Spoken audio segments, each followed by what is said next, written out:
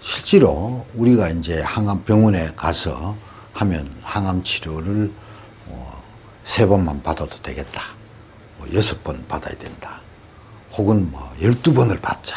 이런 식의 얘기들을 환자가 듣습니다.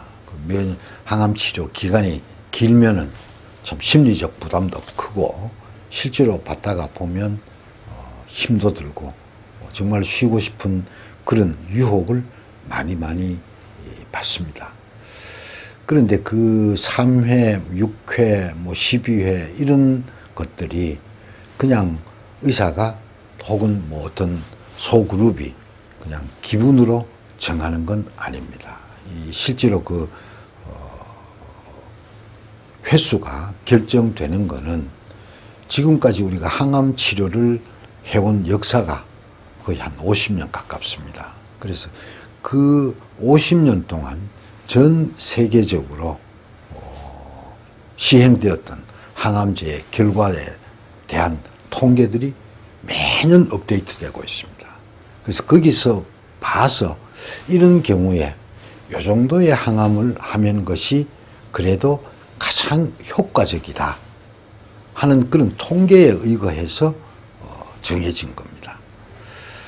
물론 사람에 따라서 암이 굉장히 약한 경우에는 6번이 아니라 3번만 해도 똑같은 효과를 얻어낼 수는 있지만 거기에 대한 위험은 모릅니다. 그래서 사실 어떻게 보면 항암 치료에 대한 또 결과에 대한 그 위험을 얘기를 하는 건데 그건 결국은 각자가 결정할 수밖에 없습니다. 그래서 이 암 치료는 특히 이제 결과가 불명확합니다.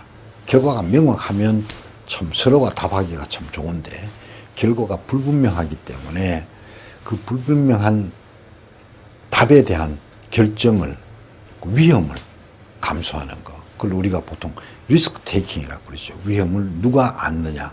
사실 의사가 통계적으로 이렇게 나와 있는 치료가 있는데 정해진 룰이 있는데 그거를 당신은 체력이 약하니까 4번만 해.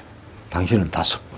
이거는 조금 곤란하기 때문에 그는 본인이 결국 리스크를 안고 결정을 하는 도리밖에 없습니다. 실질적으로 우리가 환자를 보고 있을 때도 정말 저 환자는 너무 힘들어하는구나. 좀 쉬게 하는 게 어떨까 하는 그런 생각을 의사인 저도 가질 때가 자주 있습니다. 그러나 그거를 의사가 결정하지는 못합니다. 결국은 본인이 결정을 해야 되고 또 실제로 우리가 자꾸 이렇게 꿰부리고 싶은 마음이 들지만 조금 더 냉철하게 자기를 관찰하면 자기 스스로가 느낍니다.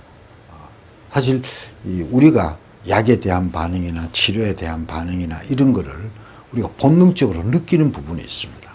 정말 내가 이거 받다가 내가 항암제 때문에 잘못되겠다 하는 생각이 깊이 들면은 조금 더 객관적인 차원에서 한 번 더 생각을 해서 본인이 때에 따라서는 그 결정이 더 유용할 때도 있습니다.